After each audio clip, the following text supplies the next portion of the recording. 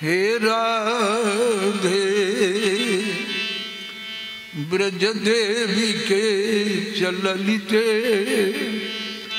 हे नंद सुनो कुत श्री गोवर्धन कल्प पाद पुतले, कालिंदी बन्ने कुत घोषंतापिति सर्वतो ब्रजपुरे, खेदरि महाव्यूहलौ वंदे रूप सनातनौ, रघुजुगौ श्रीजीव गोपालकौ, वाञ्छाकल्पतरुभ्यश्च कृपा सिन्धुभ्येव च, पतितानां पावनेभ्यो वैष्णवेभ्यो नमो।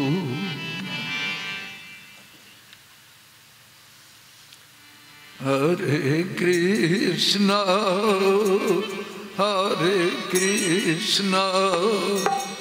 कृष्णा कृष्णा हरे हरे, हरे राम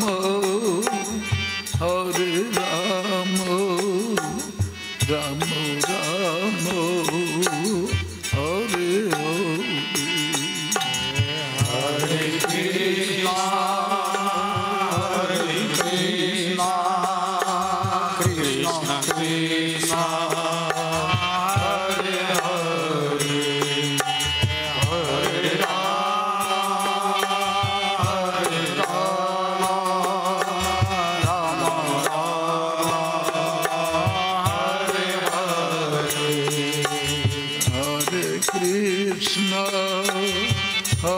कृष्णा कृष्णा कृष्णा हरे हरे, हरे राम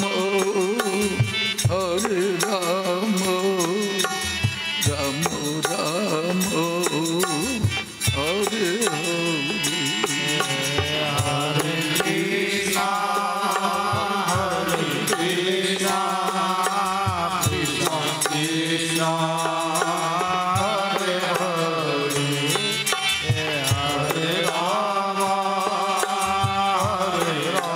हरे।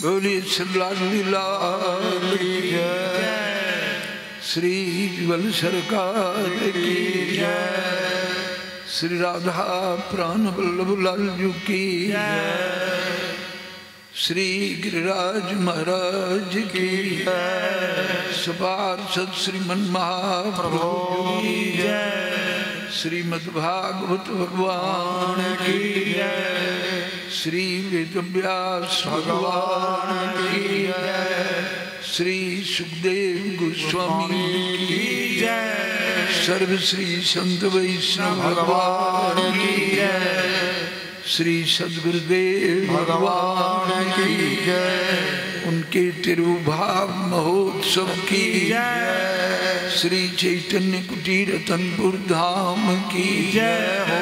जय जय श्री राधे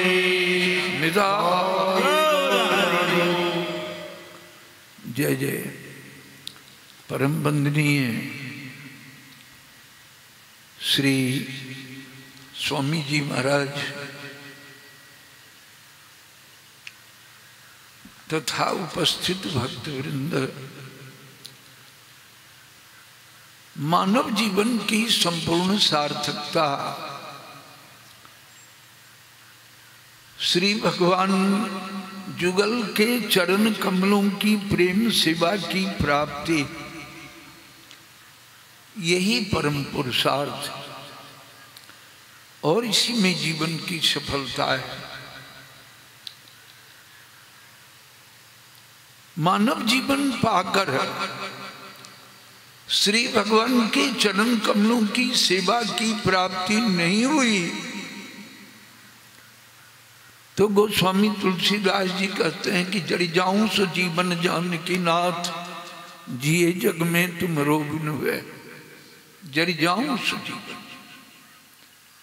तन सोच सोच्यान अभिदो न सोचे।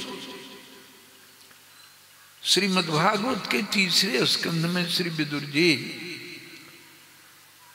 श्री मैत्री जी के समीप बैठकर और श्रीमद्भागवत कथा का श्रवण कर रहे हैं, तो अपनी जिज्ञासा में ही कहते हैं कि संसार के वे मनुष्य सोचनीयों से भी अधिक सोचनीय। कौन मनुष्य? तो हरे कथायाम विमुखा नगेन, अपनी पापों के कारण वे श्री भगवान की कथाओं से विमुख। अन्य यानी वार्ताओं में अन्य जो सांसारिक चर्चाएं हैं उसमें तो उनकी रुचि रहती है, लेकिन भगवान की लीला कथा में रुचि नहीं होती। महाराज श्री उद्धव जी श्री भगवान श्री कृष्णचंद्र का संदेश लेकर जब ब्रज में आए और ब्रज के भाव का उन्हें दर्शन हुआ, स्वामिनी श्री विश्वानंदिनी जी की कृपा से उद्धव जी को ब्रज के प्रत्येक लता पत्र में श्री कृष्णचंद्र का दर्शन हुआ उद्धव जी को। और इसीलिए भगवान श्री कृष्णचंद्र ने उद्धव जी को ब्रज में भेजा था। उद्धव जी में सारे सद्गुण थे। तीसरे स्कंद में तो भगवान ने कहा कि नुद्धव मन्यु नहीं जद गुणे नारदिता प्रभु। ये मेरे साथ रहने वाले जो उद्धव हैं ये मुझसे कम नहीं है, क्योंकि माया के 3 गुणों ने इन्हें कभी प्रभावित नहीं किया उद्धव जी को।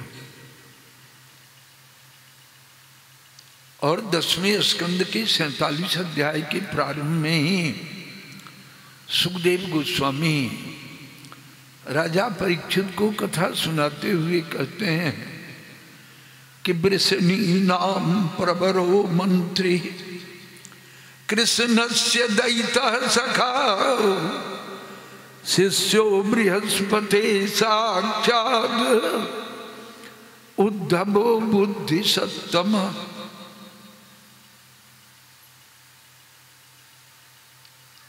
समस्त वृष्णि वंशियों के, यादव वंशियों के, उसमें अनेक वंश मिले हुए हैं। भोज वंश भी है, उसमें अंधक का वंश है। महाराज सात्वत तो सब जदवंश के यादव ही कहलाते हैं। तो उस यादव महासभा के श्री उद्धव जी महामंत्री, प्रधानमंत्री और भगवान श्री कृष्णचंद्र के प्रिय सखा उद्धव जी हैं। द्वारका लीला में भगवान श्री कृष्ण उद्धव के गले में गलवाही डालकर और श्री उद्धव भगवान श्री कृष्णचंद्र के गले में गलवाही डालकर बैठते हैं। कृष्णस्य दयिता सखा, श्री कृष्णचंद्र के प्रिय सखा है। और शिष्यो बृहस्पति साक्षात, और देवगुरु बृहस्पति जी के साक्षात शिष्य श्रीमान श्री उद्धव जी हैं। बृहस्पति जी के शिष्य तो सभी देवता लोग भी हैं, लेकिन उन देवताओं को बृहस्पति जी ने श्रीमद् भागवत नहीं पढ़ाया। क्यों? तो देवता और जितेंद्रिय असंयमी भोग पारायण में, इसलिए देवताओं को भागवतामृत का उन्होंने दान नहीं दिया, केवल उद्धव जी को। और उद्धव जी ऐसे सौभाग्यवान कि अपने गुरु बृहस्पति जी से भी उन्होंने श्रीमद् भागवत का अध्ययन किया था। और भगवान ने प्रभास क्षेत्र में अपने परम धाम जाने से पहले पुनः श्री उद्धव जी को श्रीमद् भागवत तत्व का विशुद्ध निर्मलोज्वल परम प्रेम में इस ज्ञानामृत का दान दिया है। और उद्धव जी बुद्धि सत्तम, तीनों लोकों में उद्धव जी की बुद्धि की बराबरी करने वाला दूसरा नहीं है। सतमें तम प्रत्यय का प्रयोग है महाराज। लेकिन यह सब सद्गुण तो उद्धव जी में था, लेकिन भगवान श्री कृष्णचंद्र जब ब्रज का स्मरण करते थे तो ब्रजवासियों का स्मरण कर और फिर गोपियों का स्मरण कर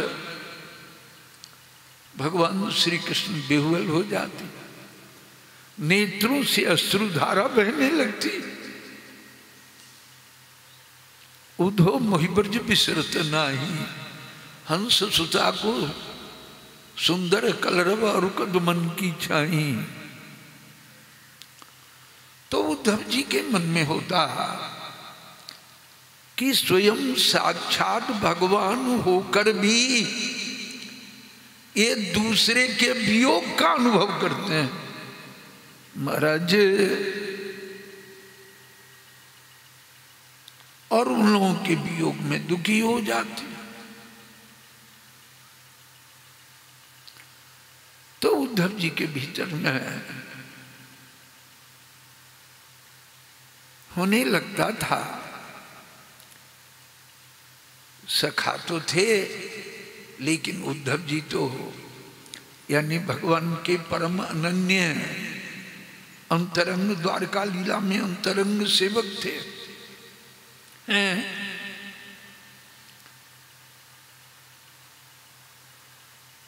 तो एक दिन उद्धव जी ने पूछ दिया कि आप उन ब्रजवासियों की चर्चा करके उनका स्मरण करके ही आप इतने विह्वल क्यों हो जाते हैं? देखिए भगवान के साथ भी एक व्यवस्था है, एक मजबूरी है। भगवान सब कुछ तो दे देते हैं, लेकिन भगवान का जो विशुद्ध निर्मलोज्वल प्रेम है, यही प्रेम परम पुरुषार्थ है। श्री भगवान चाह करके भी अपने भक्तों को अपना प्रेम नहीं दे सकते, तो कैसे मिलेगा? तो भक्ति शास्त्रों ने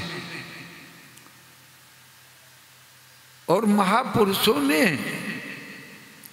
इस प्रेम प्राप्ति का उपाय भगवान स्वयं बतलाते हैं। सोचते हैं कि उद्धव में सारा सद्गुण तो है। उद्धव शब्द का ही अर्थ होता है कि उत्कृष्टो धबो जस्य।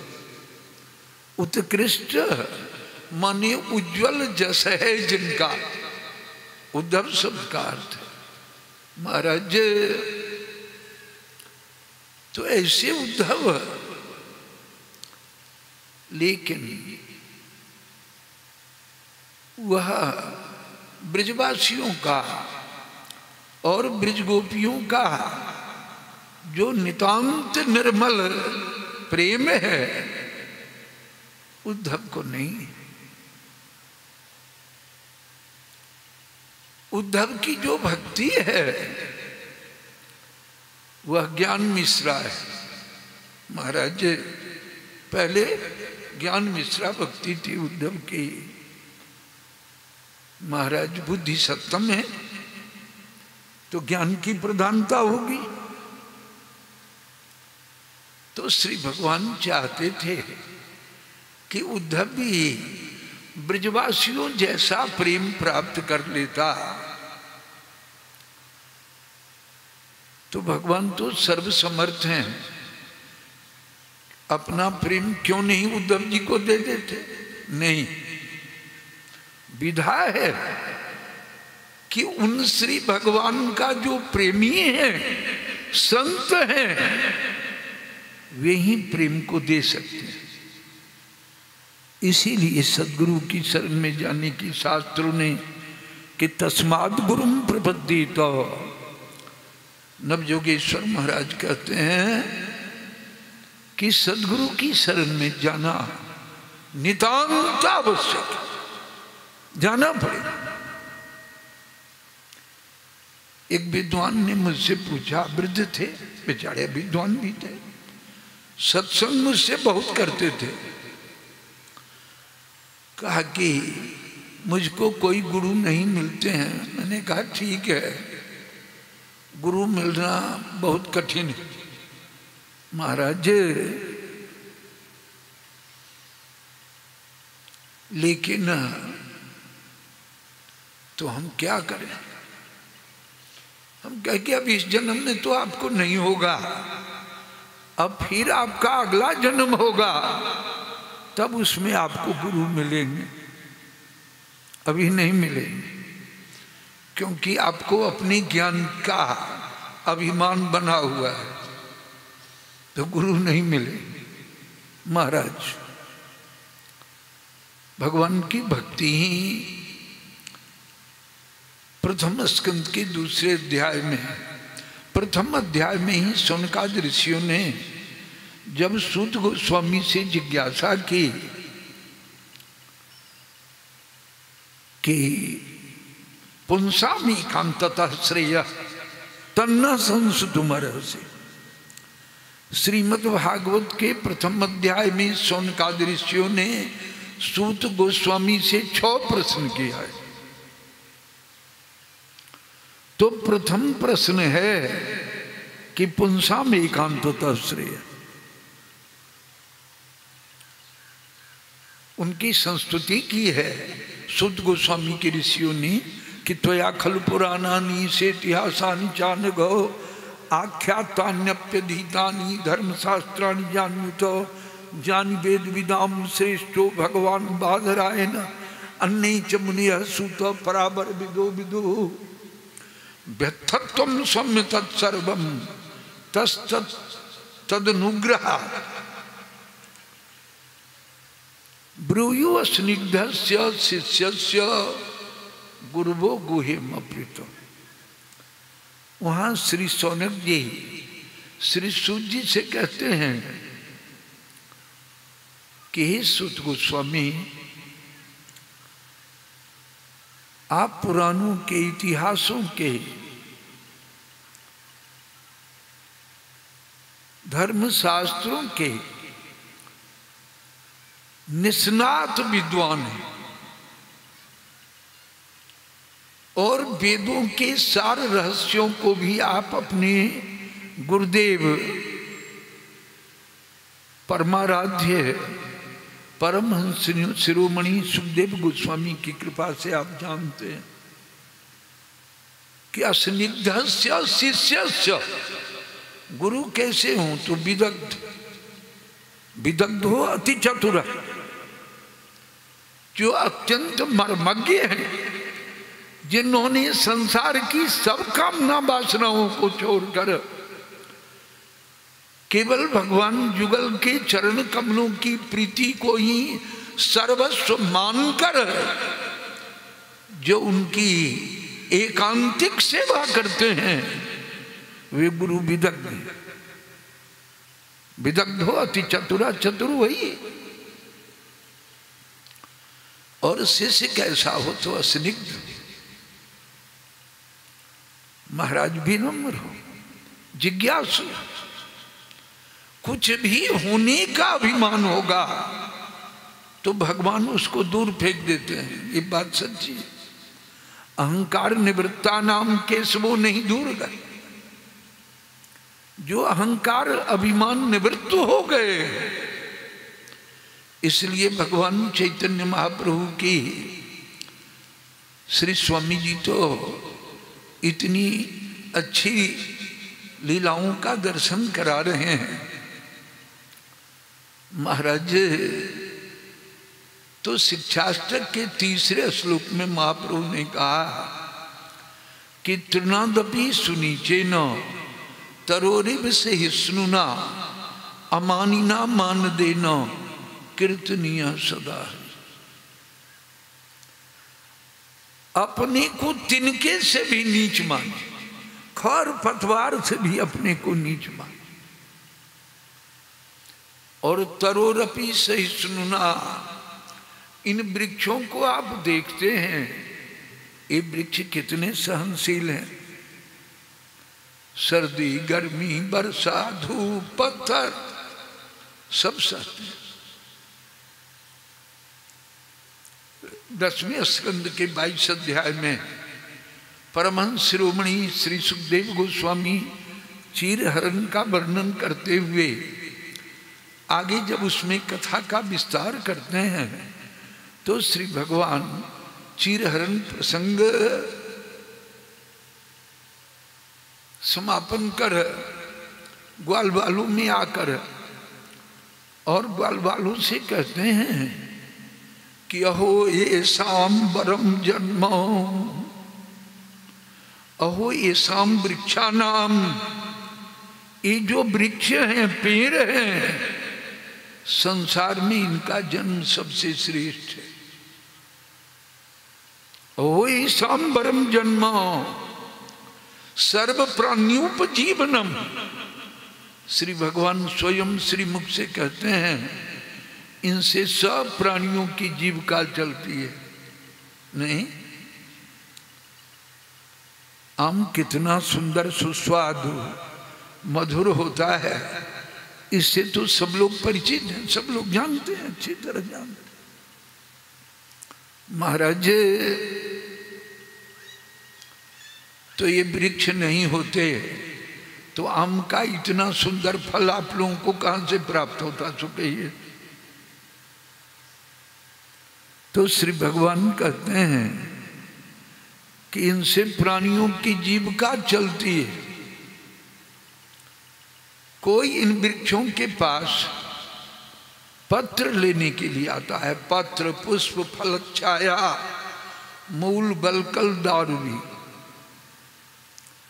कोई पत्ता लेने आता है, कोई फल लेने आता है, कोई फूल लेने आता है, कोई छाल लेने आता है, कोई छाया लेने आता है।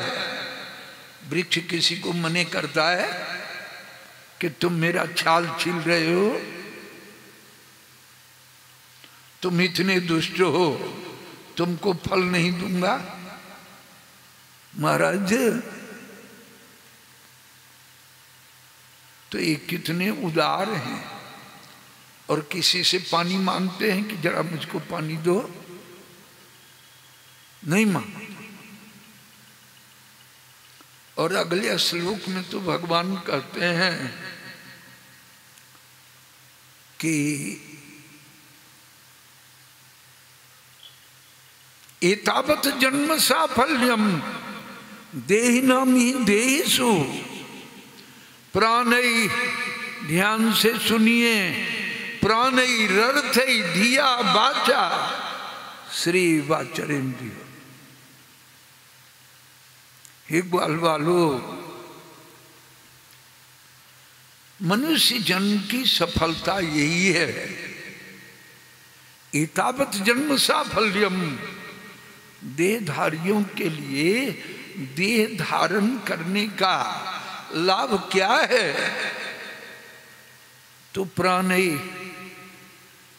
कहते हैं कि अपने प्राण से हो, शरीर से हो, अपनी बुद्धि से हो, अपनी विद्या से हो, अपनी कला से हो, वह दूसरों की सेवा करे। श्री भगवान ने जो कुछ भी हम आप लोगों को दिया है वह भगवान का दिया हुआ है, भगवान ने सेवा करने के लिए दिया है। आज कोई निर्धन क्यों है? तो पूर्व जन्म में उसने धन का दुरुपयोग किया है, भगवान के दिए हुए धन को उसने बर्बाद किया है, उचित सेवा में नहीं लगाया है, तो उससे धन छीन लिया गया। जिसने हाथ का सदुपयोग नहीं किया उसको हाथ नहीं मिला है, पांव का सदुपयोग नहीं किया, नेत्र का सदुपयोग नहीं किया, कान का सदुपयोग नहीं किया, तो अंगहीन विकलांग बना दिया। इसलिए ध्यान रखें। साथ में स्कंध में नारद जी भी कहते हैं कि वैसे तो प्राणी मात्र के हृदय में भगवान का निवास स्थान है, लेकिन यह मनुष्य का शरीर श्री भगवान का विशेष मंदिर है। तासामी पौरुषी प्रिया, मनुष्य के हृदय को भगवान एक क्षण के लिए भी नहीं छोड़ते हैं। महाराज तो सब प्राणियों की सेवा करनी चाहिए, लेकिन सब प्राणियों की सेवा करना तो कठिन है, लेकिन मानव मात्र की सेवा करना श्री भगवान की यह सबसे बड़ी पूजा है। महाराज जहां जिस सेवा की जरूरत हो, ठीक। आइए, तो हम सौनक जी की बात कर रहे थे, तो जी सौनक जी ने पूछा कि पुंसाम एकांतता श्रेय, यह श्रीमद्भागवत का पहला प्रश्न है।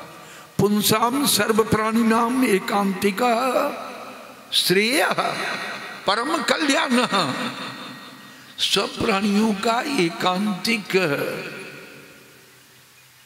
परम कल्याण का स्वरूप क्या है, परम पुरुषार्थ क्या है। और दूसरा प्रश्न है वहां कि सर्वशास्त्र सारम ब्रूहि। कोई आजकल बहुत सारे मन ग्रहंत पंथ चल रहे हैं, बहुत लोग भगवान बने हुए, अब देश विदेश में अपने को अपने अनुयायियों से भगवान मनवा रहे हैं। महाराज लेकिन मन ग्रहंत नहीं, मन ग्रहंत कोई पंथ मान्य नहीं है महाराज। और आजकल जो अधिक मत हैं, उन मतों में केवल गुरु की पूजा होती है, केवल गुरु को ईश्वर मानते हैं। समस्त वैदिक शास्त्रों ने इसका समर्थन किया है। गुरु तो गुरु ब्रह्मा गुरु विष्णु गुरुर्देवो महेश्वर, गुरु साक्षात पर ब्रह्म। हम लोग गुरु वंदना में गाते हैं कि जीवेर निस्तार लागी नंद सूत हरि, भुवन प्रकाश हनु गुरु रूप धरि। नंद नंदन श्री हरि ही गुरु रूप में हम लोगों का उद्धार करने के लिए। आज सदगुरु नहीं होते, प्रामाणिक गुरुओं की परंपरा नहीं होती, तो भगवान क्या है, उनकी भक्ति क्या है, इसे हम लोग कैसे जानते। महाराज कल स्वामी जी ने कहा था गुरु नित्य गुरु कभी मरते नहीं। हम लोगों की जो लौकिक आंखें हैं उनसे जैसे भगवान का जो जन्म है वो तो एक बात है, तो भक्त वात्सल्य है कि भगवान कभी कौशल्या जी के गर्भ से, कभी देवकी जी या जसोदा जी के गर्भ से उनका जन्म होता है। यह बात भी परम सत्य है, लेकिन यह होते हुए भी भगवान नित्य अजन्मा है। श्रीमद् भागवत 10वें स्कंद का उपसंहार करते हुए अंत में सुखदेव गोस्वामी कहते हैं कि जयति जन निवासो, हे जन निवास, हे प्राणी मात्र के हृदय में निवास करने वाले प्रभु आपकी जय हो। जयति जन निवास हो, देवकी जन्म बाद, देवकी जी से आपका जन्म होता है। यह तो एक बात है, यह तो एक चर्चा है, लेकिन यह होते हुए भी आप नित्य जन्मा है। मजे, लेकिन अपनी भक्त वात्सल्य के कारण अजन्मा का भी जन्म होता है। महाराज तो सर्वशास्त्र सारम ब्रूहि, समस्त वैदिक शास्त्रों का, समस्त वैदिक वाङ्मय का परम सार क्या है? सुखदेव गोस्वामी ने कहा है, वेद स्तुति का जो 87वां अध्याय है 10वें स्कंद का, कि इत्यशेष समाम्नाय पुराणोपनिषद रसा। यह जो श्रीमद् भागवत सदगुरु ने सबको दीक्षा देते हुए कहा, और मैं भी जिसे दीक्षा देता हूं कहता हूं श्रीमद् भागवत खरीद लेना। श्रीमद् भागवत साक्षात भगवान है, उनकी पूजा करना, और दिन रात में जब समय मिले तो 1-2-4 अध्याय रोज पढ़ना, रोज पढ़ना श्रीमद् भागवत। महाराज संत तो रोज मिलेंगे नहीं, तो सत्संग कहाँ मिलेगा? महाराज तो श्रीमद् भागवत का स्वाध्याय सत्संग का उत्तम माध्यम है। यानी यह श्रीमद् भागवत आम्नाय नाम वेद का है। इत्यशेष समाम्नाय पुराणोपनिषद, समस्त वेदों का, उपनिषदों का, पुराणों का और इतिहासों का परम सारातिसार रस इस भागवतामृत के रूप में प्रकट हुआ है। महाराज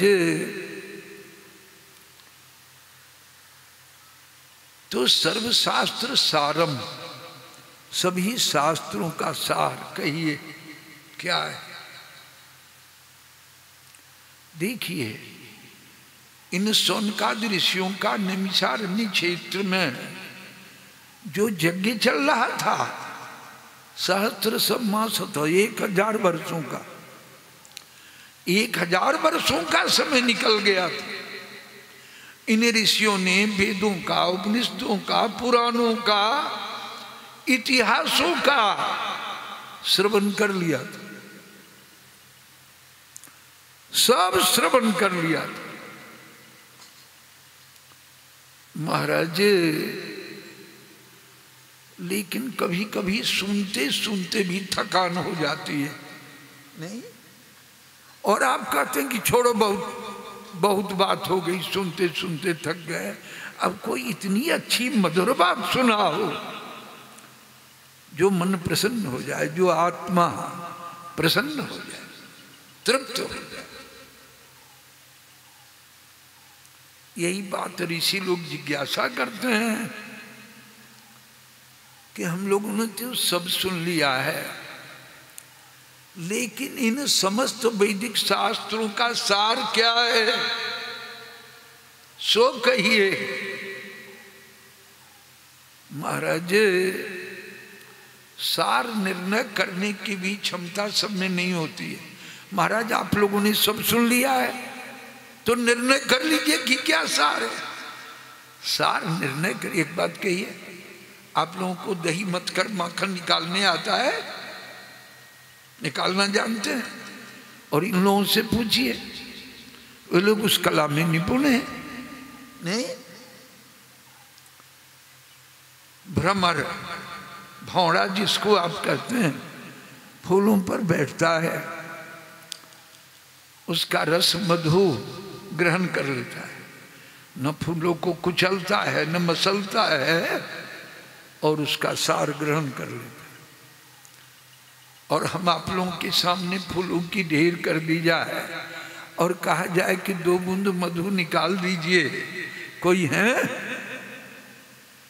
जो उन फूलों को कुचल मसल करके भी 2 बूंद मधु निकाल दे? सार ग्रहण करने की क्षमता नहीं। सार ग्रहण करने की क्षमता है सदगुरु में। परमहंस शिरोमणि सुखदेव गोस्वामी ने, और उनने कृपा करके सूत गोस्वामी को, अपने स्निग्ध शिष्य को उस रस का दान किया है। इसलिए सूत गोस्वामी एक परम रसिक संत हैं। तो उनसे सौनकादि ऋषि तो स्वयं सब विद्वान हैं। पूछ रहे हैं, तीसरा प्रश्न है, मैं केवल चर्चा कर देता हूं, इन्हीं प्रश्नों के उत्तर में सारा श्रीमद् भागवत। तीसरा प्रश्न है कि देवक्याम वसुदेवस्य सूत जानासि भद्रम ते भगवान सात्वताम पति। देवक्याम वसुदेवस्य जातो जस्य चिकीर्षया, कि भगवान श्री कृष्णचंद्र दशावतार में नहीं है। दशावतार में भगवान श्री बलराम जी, श्री कृष्ण नहीं। श्री कृष्ण तो रूप गोस्वामी कहते हैं भक्त रसामृत सिंधु में कि अवतारा बलि बीजम। ब्रह्म संहिता में ब्रह्मा जी उपदेश स्तुति में कहते हैं कि नाना अवतार रामादि मूर्ति सुकला नियमेन तिष्ठन् नाना अवतार मकरोद भुवने सुकिंतु कृष्ण स्वयं समभवत परमः पुमान जो गोविंद मादि पुरुषम तमहं भजामि। कृष्ण वे स्वयं भगवान। और भागवत में भी प्रथम स्कंद के 3 अध्याय में जब अवतारों का सूत गोस्वामी ने संकेत किया तो अंत में कहा कि ये चांस कला पुंस कृष्णस्तु भगवान स्वयं। लेकिन विगत द्वापर के अंत में स्वयं भगवान श्री कृष्णचंद्र ने क्यों अवतार धारण किया? उनके अवतार का क्या प्रयोजन था? कहते हैं पृथ्वी का महाभार उतारना।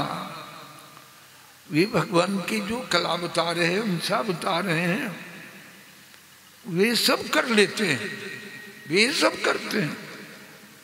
नित्य दुभुज मुरलीधर जो ब्रजेंद्र नंदन श्री वृंदावन बिहारी मयूर मुक्ति बनवाली रसिक शेखर श्री कृष्ण।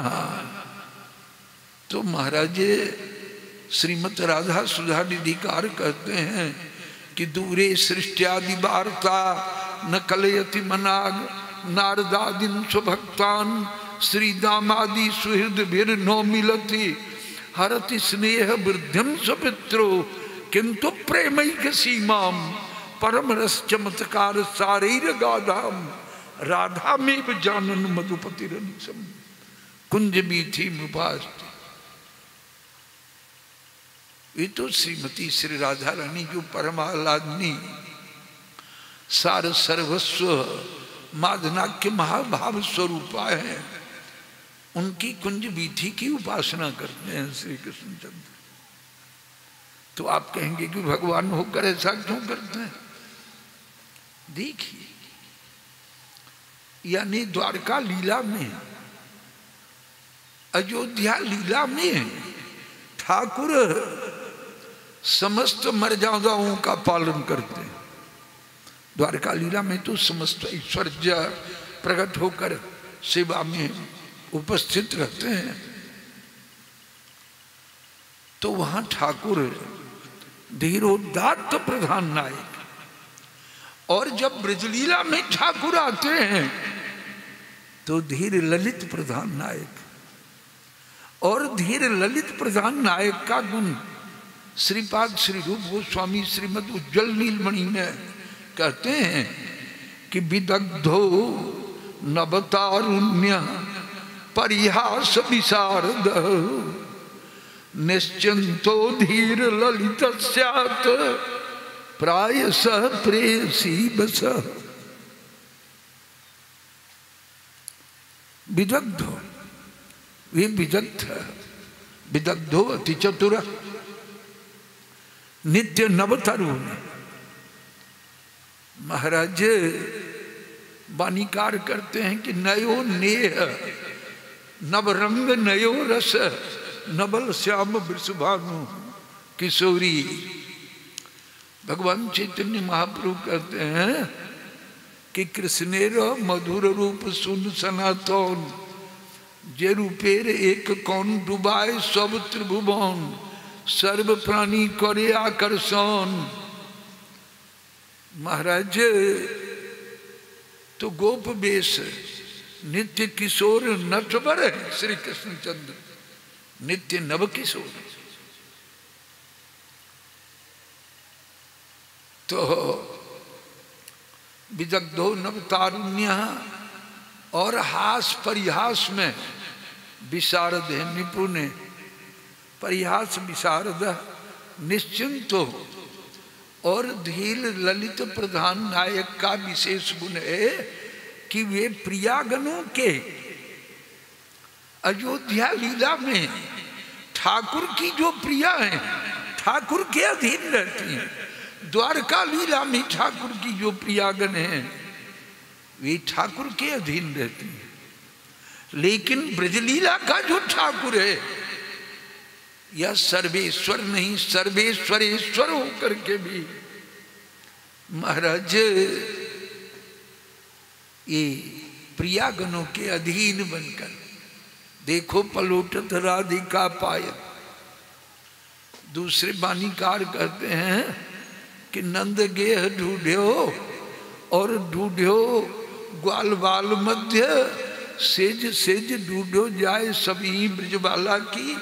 मुनिमनपुर ढूंढ्यो सुर ध्यान मध्य ढूंढ्यो, ज्ञान और ध्यान ढूंढ्यो, ढूंढ्यो गेह पार्थ की। हारी बैठ पछितान लागे खेटनाथ, दर्शन कहाँ पाऊँ मैं कुंवर नंद लाला की। तो भटकत पुनियायो तो पायो कुंज गलियन माही, श्री राधिका के पायन पर मूर्ति गोपाल की। ब्रजलीला अन्यत्र ये संभव नहीं है। महाराज कुंज भी थी। इसी परम दिव्य अद्भुत अनिर्वचनीय रस को प्रकट करने के लिए भगवान का रास विहार क्यों है? तो रास पंचाध्यायी के दूसरे प्रथम श्लोक में ही कहते हैं कि वीक्षरंतुम भगवान पितारात्रि शरदोत्फुल्ल मल्लिका, वीक्षरंतुम मनश्चक्रे जोग माया मुपास। यह लौकिक संसार में जो स्त्री पुरुषों का मिलन है वह व्यवहार कहलाता है। यहाँ न तो कोई लौकिक स्त्री है और न कोई पुरुष है। यहाँ तो वाणीकार भी कहते हैं कि नायक तहान नायिका रसकर बाबत के लिए। न वहाँ कोई रमण है न वहाँ कोई रमणी है। मैंने पिछले दिनों भी कहा था घनीभूत जो प्रेम है वही श्रीमद वृंदावन के रूप में, श्री कृष्णचंद्र के रूप में, श्रीमती श्री राधा रानी के रूप में, इन सीमंतनिया ब्रज गोपियों के रूप में और समस्त परिकरों के रूप में विशुद्ध निर्मल उज्ज्वल प्रेम ही प्रकट है। महाराज यहाँ न कोई कामना है न कोई वासना है। गोपियाँ स्वयं कहती हैं, जब भगवान लौटने के लिए कहते हैं, बंसीनाद सुनकर जब गोपियाँ जाती हैं तो भगवान लौटने का आदेश देते हैं कि घर में जाओ, स्त्रियों का धर्म है पति शुश्रूषणम भरतो शुश्रूषणम स्त्री नाम परो धर्मो हिमाया। तो गोपियां कहती हैं कि संत्यज्य सर्व विषयांश तब पादमूलम, लोक और परलोक के सारे विषयों का परित्याग करके हम आपकी चरण कमलों में केवल आपकी प्रेम सेवा के लिए उपस्थित हुई।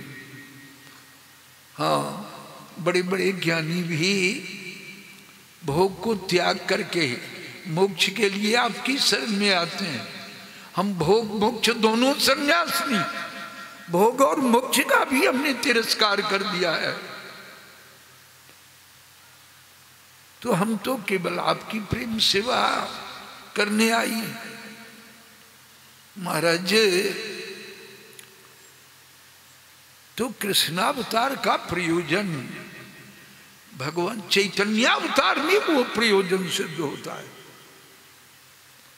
जब भगवान श्रीमन महाप्रभु के रूप में भगवान श्री राधा कृष्ण प्रकट होते हैं तब उस रस का अपनी करे।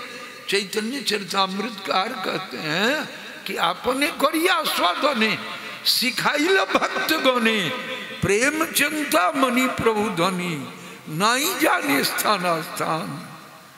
अधिकारी अनधिकारी के भेद को भी महाप्रभु ने उस बंधन को भी दूर कर दिया और नहीं जाने स्थान स्थान जारे तारे कैलदान महाप्रभु दाता शिरोमणि। महाराज और 3 प्रश्नों के संबंध में कल चर्चा करूंगा। आज जो मैंने चर्चा प्रारंभ की थी कि भगवान का जो वह परम दिव्याति दिव्य प्रेम है, जिस प्रेम की वश्यता को भगवान स्वीकार करते हैं, उसे प्राप्त करने के लिए ही श्रीमान उद्धव जी को भगवान ने ब्रिज में भेजा। और उद्धव जी को जब इन ब्रिज गोपियों की कृपा और श्रीमती विश्वानंदिनी श्री राधा रानी की कृपामृत का रसास्वादन हुआ तो उद्धव जी कहते हैं कि ये ता परम तनुभृतो भुवि गोपबद्धो गोविंद एव निखिलात्मनि रूढ़ भावा वांछन्ति जद भवभियो मुनियो वयं च किं ब्रह्म जन्म भिर्नन्त कथा रसस्य। यही बात मैं कहना चाहता था। श्री उद्धव जी कहते हैं, आहा, ये जो ब्रज गोपियां हैं, श्री पुंडरीक जी कथा में कहते हैं कि हम सब एक ही निकुंज की सखियां हैं। वो अच्छी बात करते हैं। यहाँ पुंडरीक जी भी आए हुए जी और राजेंद्र दास जी भी सप्ताह के हुए। तो ये जो ब्रज गोपियां हैं, ये भुवन मंडल की यही परम शोभा है। भुवन मंडल का परमोत्कर्ष परम सौभाग्य है इन गोपियों के कारण। क्यों? तो गोविंद एव निखिलात्मनि रूढ़ भावा। निखिलात्मा जो भगवान श्री कृष्ण चंद्र हैं, उनमें इन गोपी लोगों को अधिरूढ़ महाभाव की प्राप्ति हुई। अधिरूढ़ महाराज, इसलिए परम धन्य है ये गोपियां, और इन गोपियों के कारण यह भुवन मंडल भी धन्य हो रहा है। तो श्री उद्धव जी कहते हैं इस अधिरूढ़ महाभाव को संसार में जन्म मृत्यु के भय से छूटने के लिए जो मुमुक्षु लोग, कल्याण चाहने वाले लोग साधन करते हैं, चाहते हैं इसको पाना, और मुनियों, और कहते हैं बड़े बड़े बीतरागी मुनिगण भी इस प्रेम को पाना चाहते हैं। और वयम च, उद्धव जी कहते हैं वयम भक्ता, हम भक्त लोग भी इसे पाना चाहते हैं, लेकिन कहते हैं नहीं पा, हम भक्त लोग भी नहीं पा सके हैं। तो मुमुक्षुओं और उन मुनियों की क्या चर्चा है। और यदि जीवन पाकर कृष्ण कथामृत से प्यार नहीं हुआ, इस कथामृत में रुचि नहीं हुई, तो उद्धव जी कहते हैं कि किंग ब्रह्म जन्म भी, बार बार के कल्पों में यदि ब्रह्मा जी का ही जन्म हो तो उससे क्या लाभ। किंग ब्रह्म जन्म भी, कथा रसस्य, कथामृत रस से जो वंचित हैं, तो वे सोचनीयों के भी सोचनीय है, जो अपने पापों के कारण भगवान की कथामृत, लीलामृत, नामामृत से विमुख होकर अपना जीवन बिता रहे। महाराज, तो मैं तो कहना चाहता था श्रीमद् भागवत के मंगलाचरण का दूसरा श्लोक, आज सोचे थे कि उसी पर चर्चा करूंगा, लेकिन भूमिका में ही दूसरी चर्चा प्रारंभ हो गई। तो श्लोक की आवृत्ति करता हूं कि धर्म प्रोज्झित कई तबुत्र परमो निर्मत्सरा नाम सताम वेद्यम वास्तवमत्र वस्तु शिवदम तापत्रयो न मूलनम। श्रीमद्भागवते महामुनि कृते किं वा परैरीश्वर सद्यो हृदयवरुध्यते कृतभिः शुश्रूषभिः तत्जनात्।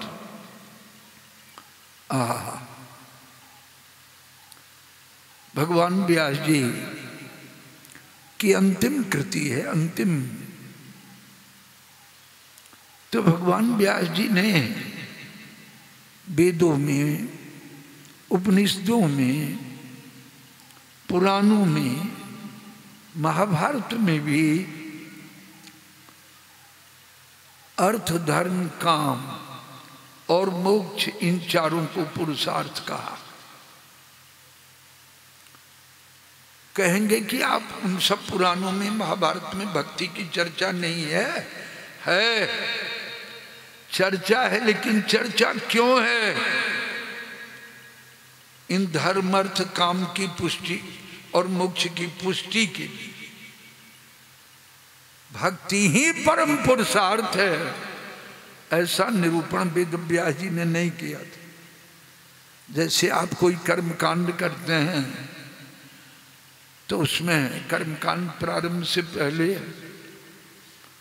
आचार्य पढ़ाते हैं कि ओम पवित्र पवित्रो वा सर्वावस्थां गतोऽपि वा जस्मरेत पुंडरीकाक्षं स बाह्याभ्यंतरो शुचिः। ओम विष्णु हरि हरि क्यों पढ़ाते हैं? कर्मकांड जो होता है तो दिन में सूर्यादि पंच देवताओं की पूजा होती है कर्मकांड में, और रात्रि में गणपत्यादि पंच देवताओं की पूजा होती है। लेकिन यह जो कर्म है, कर्म जड़ है, कर्म का फल है भोग, इस लोक या परलोक का भोग। तो यह जड़ कर्म अपनी फल भोग को देने में समर्थ नहीं है। उस कर्म में चेतनता आ जाए, फल जनकता, फल देने की सामर्थ्य हो जाए, इसलिए पुंडरीकाक्ष भगवान का, पुंडरीकाक्षी जस्य, कमल के समान नेत्र है जिनका, उन श्री हरि का, उन श्री कमल लोचन श्री कृष्णचंद्र का, श्री राम का, श्री नारायण का स्मरण कराया जाता है। उद्देश्य वहां यही है। और ज्ञानियों को भी भक्ति की सहायता के बिना ज्ञान मोक्ष देने में भी समर्थ नहीं। भक्ति की सहायता ज्ञानियों योगियों को कहते हैं। ब्रह्मा जी जब ब्रह्म मोहन लीला के बाद स्तुति करते हैं तो ब्रह्मा जी तीसरे श्लोक में कहते हैं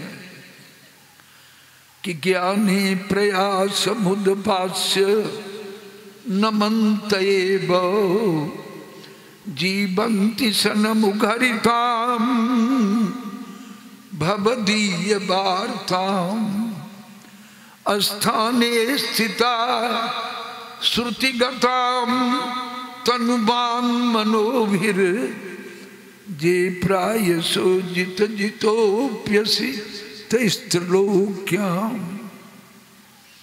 ब्रह्मा जी कहते हैं कि हे प्रभु, मैं तो कहता हूं कि ज्ञान के प्रयास को छोड़ दे। ज्ञान का क्या अर्थ है? ज्ञान थे अनित ज्ञानम, जिसके द्वारा जाना जाए। तो भगवान को कोई कैसे जानेगा? सो कहिए, कौन सा ज्ञान है जिसके द्वारा भगवान को कोई जान लेगा? जब ब्रह्मा शिव भी अपनी मन बुद्धि वाणी से जिनको जानने में समर्थ नहीं है, उसे हम साधारण यानी पामर जीव हम कैसे उन्हें जान लेंगे? महाराज, कोई ज्ञान नहीं है जिससे भगवान को कोई जान। भगवान तो ब्रह्मा जी की आराधना से, भक्ति से संतुष्ट होकर जब ब्रह्मा जी के सामने प्रकट होते हैं तो चतुश्लोकी भागवत का ब्रह्मा जी को उपदेश देते हैं। भागवत क्या है? ज्ञानम परम गुह्यम।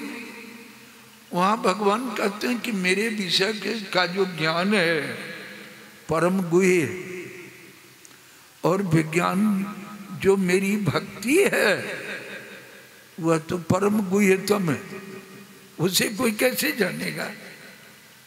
यदि कृपा करके भगवान स्वयं जना दें या उनकी कृपा पात्र कोई संत भक्त कृपा करके जना दे, सदगुरु जना दे, यही माध्यम, यही उपाय जानने का। तो ब्रह्मा जी कहते हैं कि ज्ञान के प्रयास को छोड़कर, अभिमान छोड़कर शरणागत हो। लेकिन आजकल जो शरणागति है, दीक्षा की परंपरा, लोग आते हैं तो मैं टालता रहता हूं, दीक्षा वाले को टालता रहता हूं। मेरे परमाराध्य गुरुदेव की आज्ञा थी कि बहुत चला चली नहीं बनाना, जो भजन करने का जिसका दृढ़ निश्चय हो उसको दीक्षा देना। लेकिन सो मैं नहीं कर सका। मैं तो बहुत लोगों की कान फूंक चुका हूं। तो कन फूका गुरु का, तो रामायणकार कहते हैं कि हरहि शिष्य धन अशोक न हरि, सो गुरु घोर नरक में पड़े। जो गुरु शिष्य के धन का हरण तो करता है, लेकिन उसके कल्याण के लिए उचित उपदेश नहीं देता है। महाराज नवजोगेश्वर महाराज कहते हैं कि गुरु की शरण में जाना नितांत आवश्यक जाए। तस्मात् गुरुं प्रपद्येत। लेकिन गुरु की शरण में कौन जाए? तो कहते हैं जिज्ञासु श्रेय उत्तम, जिसके मन में उत्तम कोटि की जिज्ञासा हो। उत्तम कोटि की जिज्ञासा क्या है? तो श्री भगवान के चरण कमलों की प्रेम सेवा प्राप्ति की अभिलाषा। जुगल चरण कमलों की प्रेम सेवा प्राप्ति की जो इच्छा है, वही उत्तम कोटि की जिज्ञासा। व्याख्याकारों ने कहा है यही उत्तम कोटि की जिज्ञासा। ऐसी जिज्ञासा जब हो तो गुरु प्रपद्येत, तो गुरु की शरण में जाए। भाई साधारण आदमी कैसे समझेगा कि गुरु कैसे होते? नहीं।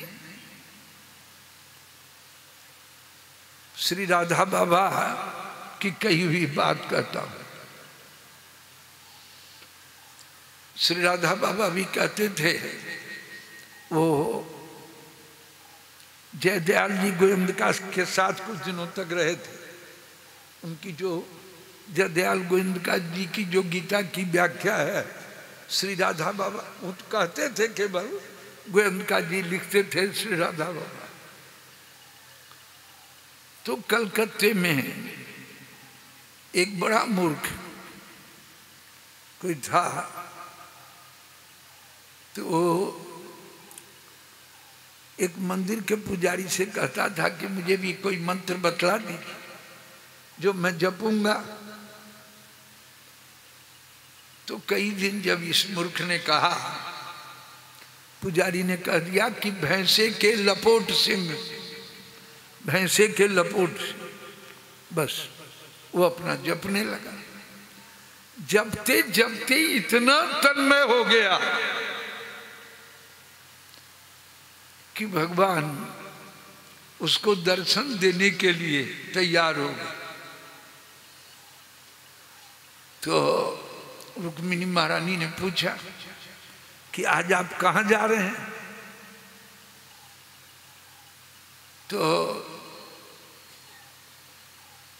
भगवान श्री कृष्णचंद्र ने कहा कि एक मेरा भक्त है, उसको दर्शन देने जा रहा हूं। तो रुक्मिणी महारानी ने कहा कि मैं भी चलूंगी। चलो। तो श्री भगवान रुक्मिणी जी के साथ आए। रुक्मिणी महारानी ने कहा वो तो भैंसे की लपोट सिंह जप रहा है, आपका नाम कहाँ जप रहा है जो आप उसको दर्शन देने आए?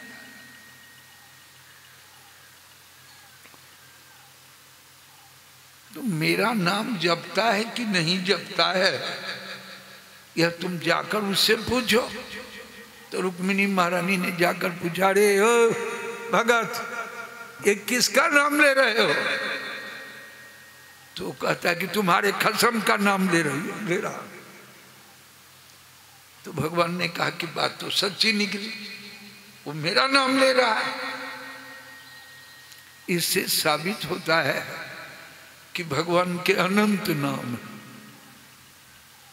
आज भी देखिए, जिन नामों से गुरुजनों ने, संतों ने, भक्तों ने पाया है, उन नामों से पाना आसान है। वो सरल मार्ग, वो प्रशस्त मार्ग है। लेकिन आज भी श्री भगवान का कोई नया नामकरण कर दे तो क्या उस नाम को वे स्वीकार नहीं करेंगे? करेंगे। उस नाम से भी वे प्रसन्न होकर उसे दर्शन देंगे। तो भगवान ने उसका अज्ञान हर लिया, शुद्ध भक्त हो गया। वो तो अज्ञानता से बेचारा तो जानता नहीं था, तो भैंसे की लपोट सिंह कर रहा था। तन्मयता उसकी भगवान में हो गई थी। तो महाराज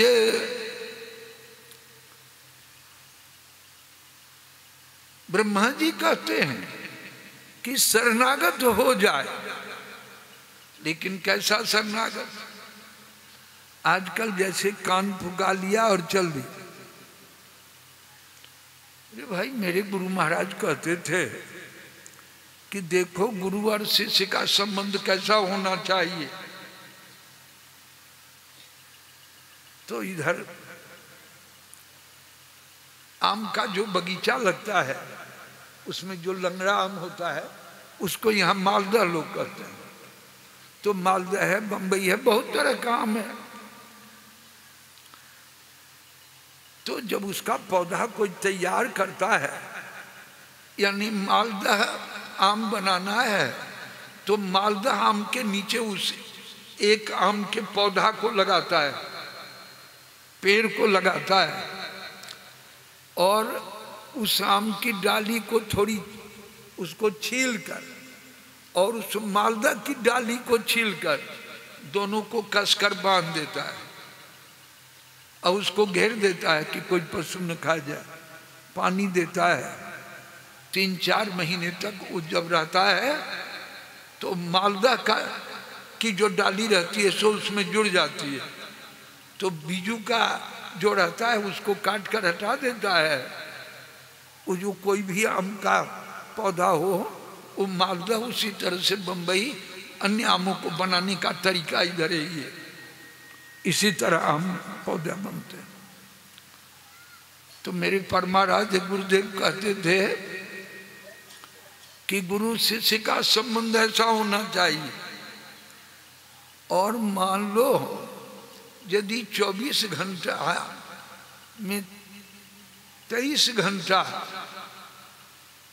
और 59 मिनट के लिए उसमें बधा रहने दे, या 1 मिनट के लिए उसको रोज खोल दे, तब वो कभी मालदा आम बनेगा? नहीं बनेगा।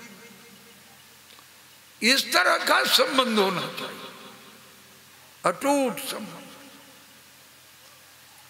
बात गुरु के मन में मन मिलाना पड़ता है। मन नहीं मिलेगा तो भक्ति कैसे हो? नहीं, भक्ति नहीं हो। हाँ महाराज तो कहते हैं कि गुरु कैसे होते हैं? कहते हैं शाब्दे परिचय स्नातम। गुरु शब्द ब्रह्म में निष्णात। शब्द ब्रह्म का मतलब हुआ वेदादि शास्त्रों का सुलझा हुआ ज्ञान गुरु को प्राप्त हो, जो शिष्य की सब प्रकार की शंकाओं का समाधान करने की उनमें योग्यता हो। लेकिन यही ज्ञान पर्याप्त नहीं है। भगवान कहते हैं कि शब्द ब्रह्मणि निष्णातो नो निष्णायात परे यदि तो श्रम तस्य श्रम फल धेनु में विरक्षित। कोई शब्द ब्रह्म में तो निष्णात है, वेदादि शास्त्रों का धुरंधर विद्वान है, लेकिन परब्रह्म निष्णात नहीं है, तो उसका परिश्रम कैसा है? उसके परिश्रम का फल क्या है?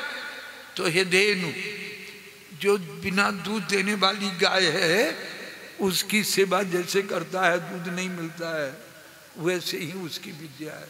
सो बात भगवान स्वयं कहते।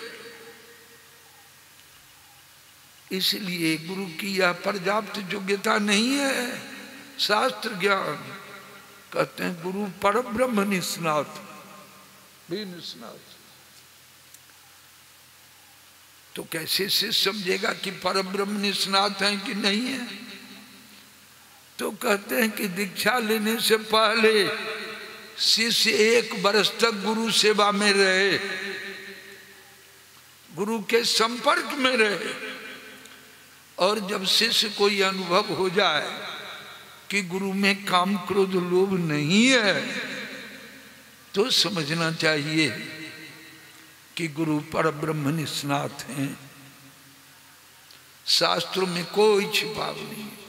मतलब हुआ कि श्री भगवान में ही उनका पूर्ण समर्पण हो, और भगवत सेवा के अलावा उनके मन में किसी प्रकार की लोक परलोक की कामना वासना नहीं हो, कोई इच्छा नहीं। महाराज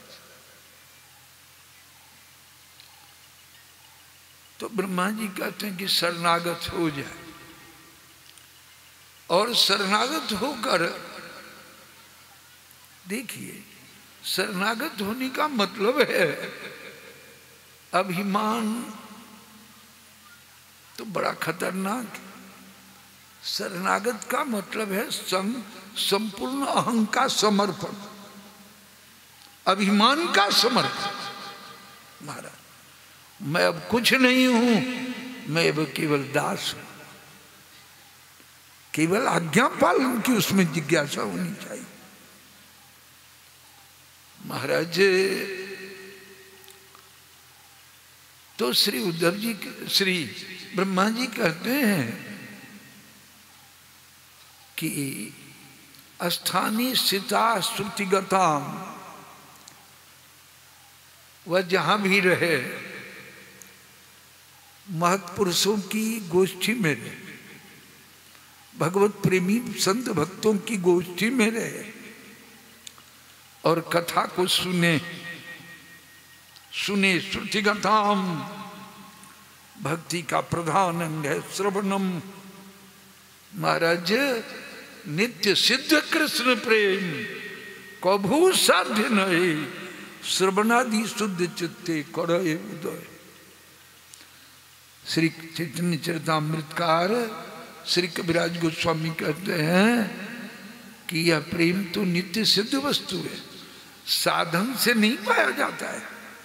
भगवान या उनका प्रेम साधन के अधीन नहीं है, लेकिन सदगुरु ने जो भजन करने के लिए, श्रवण कीर्तन करने के लिए जो कहा है, संत भक्तों की सेवा करने के लिए कहा है। क्यों? तो संत भक्तों की सेवा करते करते अभिमान दूर हो जाए,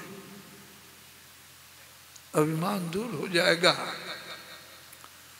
महाराज अभिमान रहेगा तो भगवान कैसे मिलेंगे?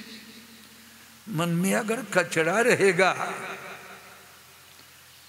जब निकुंज में रास मंडल के रंगमंच के ऊपर भगवान ने कलम जगो बाम दृशा मनोहरम, जब मुरली में कलनाद किया तो निशम्य गीतम तदनंग वर्धनम ब्रज स्त्रिया कृष्ण गृहीत मानसा,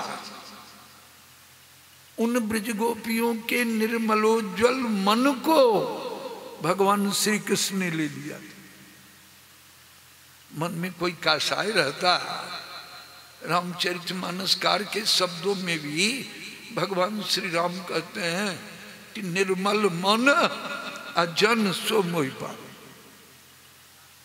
निर्मल महाराज तो श्रुतिगता, अगर वह शरणागत होकर संत वैष्णवों की गोष्ठी में रहकर उनकी अनुकूलता करता हुआ इस कथा सत्संग को सुनता है, तो कहते हैं कि भगवान तो अजीत हैं, उनको कोई कैसे जीतेगा जो अजीत है।